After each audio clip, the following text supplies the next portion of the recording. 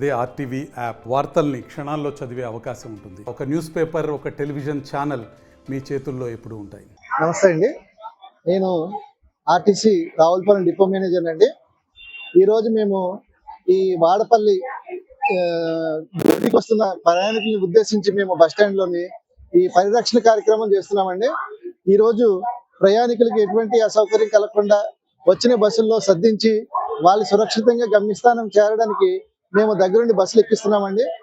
అదేవిధంగా ప్రయాణికులను కూడా సర్దుకోమని కోరుతున్నాము.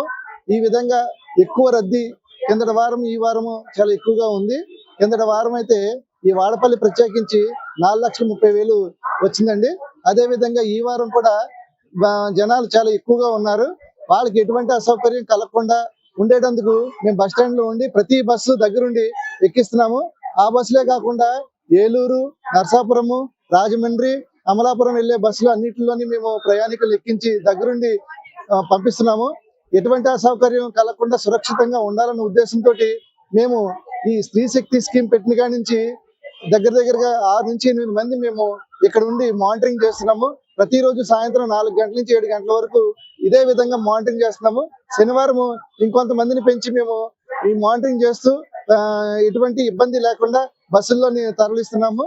అదేవిధంగా ప్రయాణికులను కూడా మేము కోరుతున్నాము, ఎక్కే వారందరూ సర్దుకుని లోపల ఉన్న డ్రైవర్ గారికి, కండక్టర్ గారికి సహకరించాలని.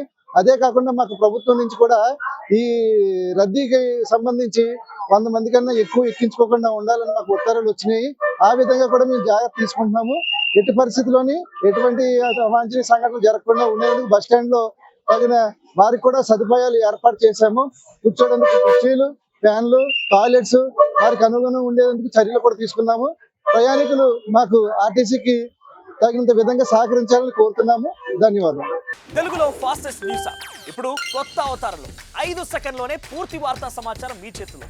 సోషల్ మీడియా ట్రెండ్స్ మీ కళ్ళ ముందుకే live TV and voice search options తో ఇప్పుడే డౌన్లోడ్ చేయండి. యాప్ లింక్ డిస్క్రిప్షన్ లో ఉంది.